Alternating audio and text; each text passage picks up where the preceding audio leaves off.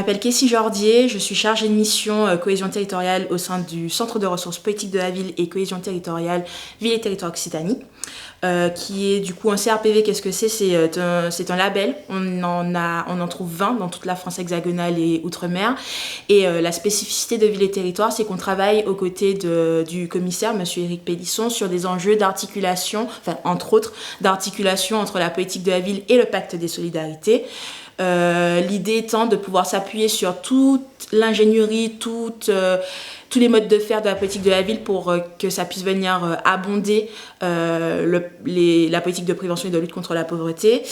Il est question de pouvoir accompagner des collectivités, notamment en territoires ruraux, sur des missions de diagnostic, d'élaboration de plans d'action, dans une vision 360 d'une politique sociale sur un territoire. Sur cette journée en particulier, il m'a été demandé de venir en animation d'un atelier donc sur les enjeux croisés de la monoparentalité en milieu rural. Donc le pacte des solidarités, c'est une politique publique qui n'est pas territorialisée, elle est davantage thématique. Néanmoins, elle ne peut pas rester muette ou aveugle aux spécificités des territoires, d'où l'enjeu de cibler particulièrement les territoires ruraux, qui sont des territoires qui ciblent également énormément de difficultés en termes de précarité, fragilité sociale,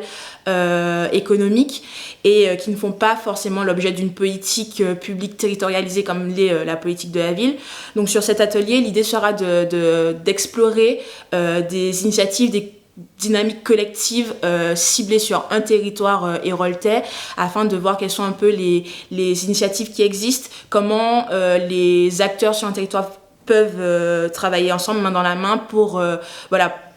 identifier les problématiques des personnes, notamment des familles monoparentales en milieu rural, en croisant les spécificités de la monoparentalité et les spécificités du rural, donc problèmes de mobilité, isolement géographique, relationnel, et j'en passe, dans l'idée vraiment de mettre en lumière, comme je le disais, ce vécu des femmes monoparentales,